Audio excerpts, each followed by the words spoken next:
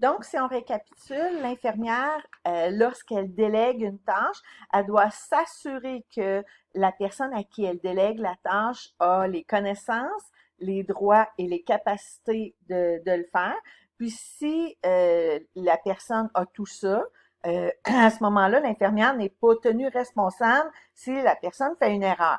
L'infirmière va être tenue responsable si on n'a pas ces trois items-là, on n'a pas les connaissances, les capacités et les droits de faire la tâche qu'on nous délègue, ou on a tout ça, mais on fait des erreurs à répétition et l'infirmière ne se charge pas de s'assurer qu'il y a un suivi à ce niveau-là.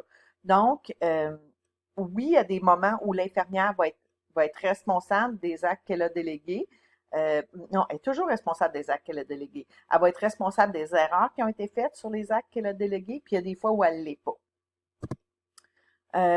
Alors, pour savoir à qui on peut déléguer nos trucs, faut savoir qui a le droit de faire quoi. Alors, ici, je vous ai mis les activités réservées des infirmières auxiliaires. Il y en a 9 en tout. Alors, c'est important de savoir ce que notre infirmière auxiliaire a le droit de faire, ce que l'infirmière auxiliaire avec qui on est jumelé a le droit de faire. Pour être en mesure de faire les bonnes délégations. Alors, appliquer des mesures invasives d'entretien de matériel thérapeutique. Exemple, elle a le droit de faire les soins de colostomie, les soins de sonde. Ce sont du matériel thérapeutique. Puis elle a le droit de faire l'entretien de ce matériel-là.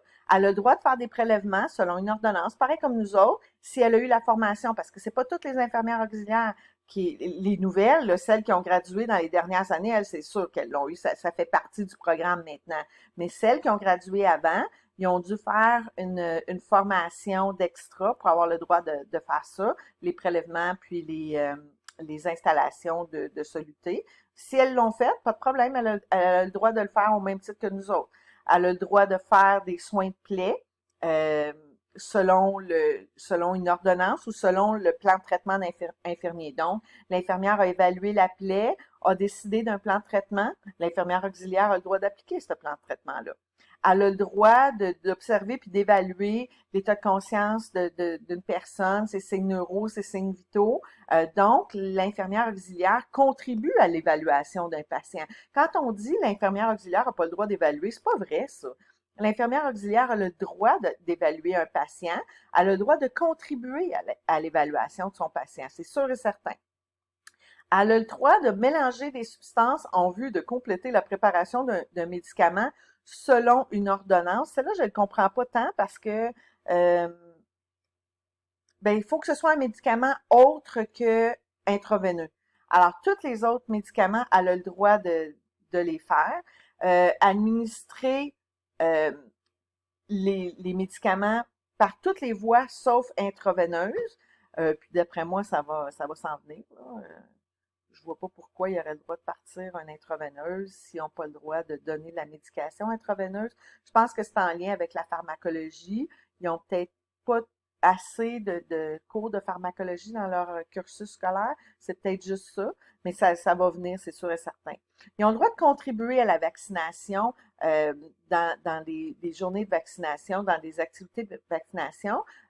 C'est pas elles qui vont faire l'évaluation du carnet de vaccination, qui vont décider laquelle vaccination on fait, mais à partir du moment où cette évaluation-là est faite, elles peuvent administrer le vaccin.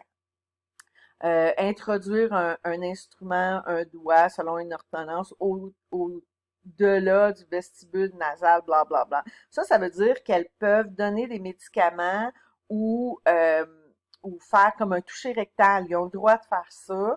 Ils ont le droit de donner des médicaments intranasales. Ils ont le droit de donner des suppositoires, des ovules vaginales.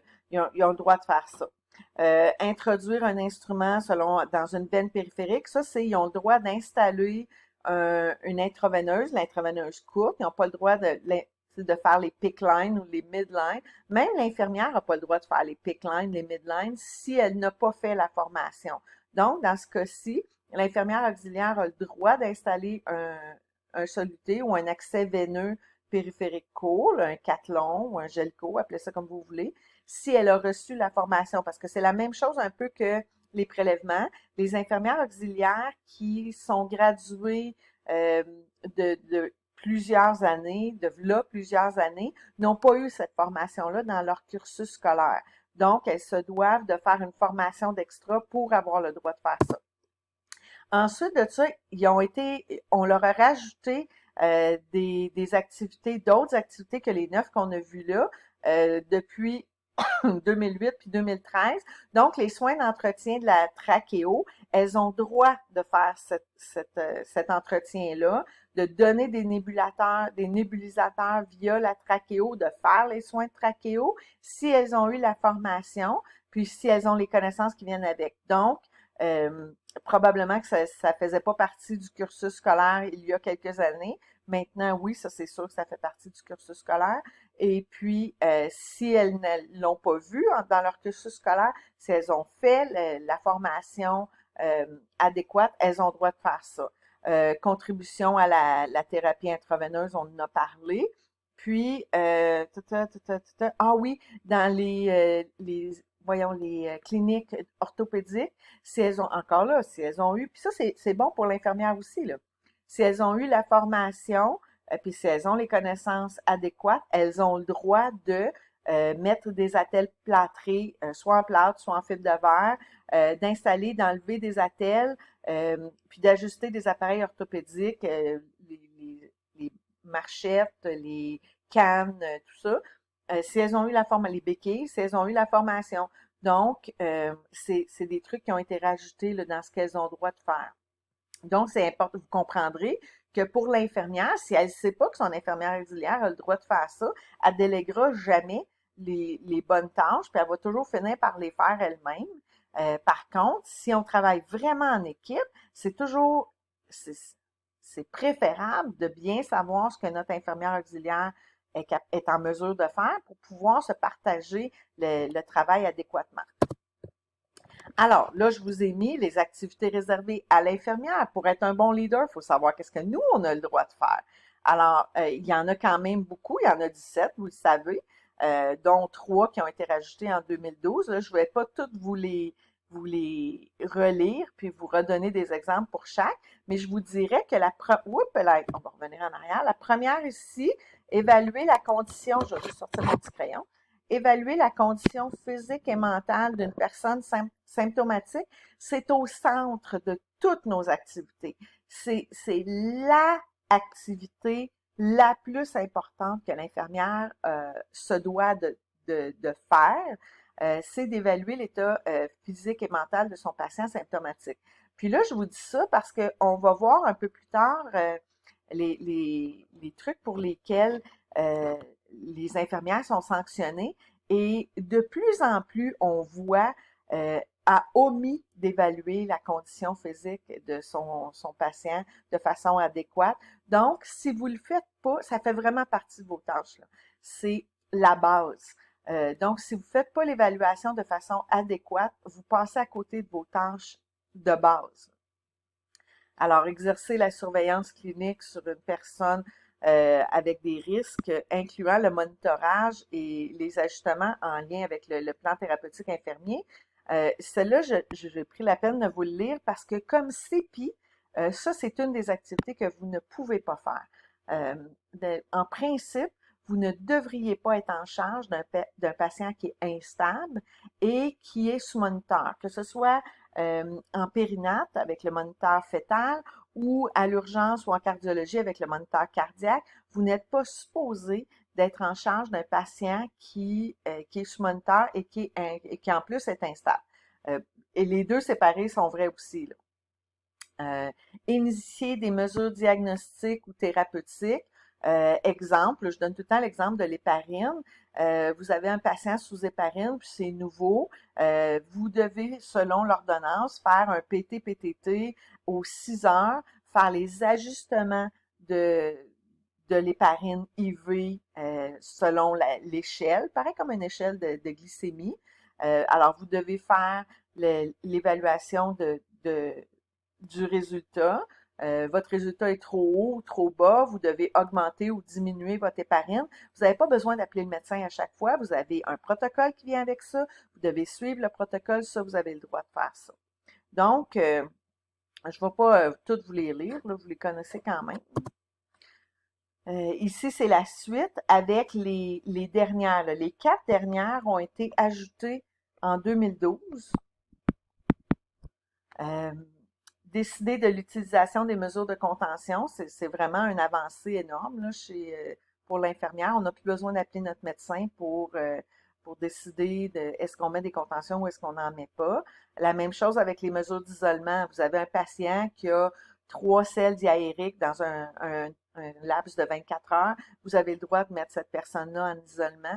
Vous avez le droit, vous devez mettre cette personne-là en isolement, puis vous devez faire les prélèvements, les analyses laboratoires en fonction de ça. Donc, envoyer un échantillon au laboratoire pour l'acide difficile, c'est pas une option, c'est quelque chose que vous avez le droit de faire, que vous devez de faire. Évaluer les troubles mentaux, à l'exception des retards mentaux, si vous travaillez en santé mentale, c'est quelque chose que vous allez avoir à faire. Pour être en mesure de faire ça, vous devez avoir eu la formation par contre. Tu sais, comme moi, là, moi, je suis infirmière. Je suis infirmière depuis 1994, donc ça fait quand même un petit bout de temps. Est-ce que je peux évaluer les troubles mentaux de mes patients? La réponse est non, parce que je n'ai jamais fait de formation à ce sujet-là. J'aurais pas les connaissances adéquates pour le faire.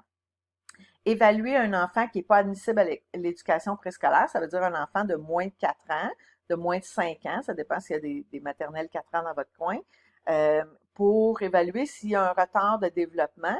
Encore là, c'est quelque chose pour laquelle il faut avoir eu une formation. Même si je suis infirmière depuis 1994, même si j'ai travaillé dans toutes sortes d'endroits, même si j'ai beaucoup de connaissances, ça, je pourrais pas faire ça parce que je n'ai pas les connaissances adéquates. Fait que même si j'ai le droit de faire ça selon mes activités réservées, ça ne veut pas dire que je vais le faire parce que dans mes 3 items, il va me manquer quelque chose, puis il va me manquer, oui, j'ai le droit, oui, j'aurai les capacités, probablement, mais il me manque les connaissances. J'ai pas les connaissances pour faire ça. Donc, même si j'ai le droit, je ne peux pas le faire. Alors ici, je vous ai remis la diapositive avec les 17 activités réservées de l'infirmière. Puis au centre, la plus importante, celle qui est reliée à toutes, l'évaluation de la condition physique et mentale d'une personne symptomatique. Donc ça, là, c'est vraiment la base de votre travail.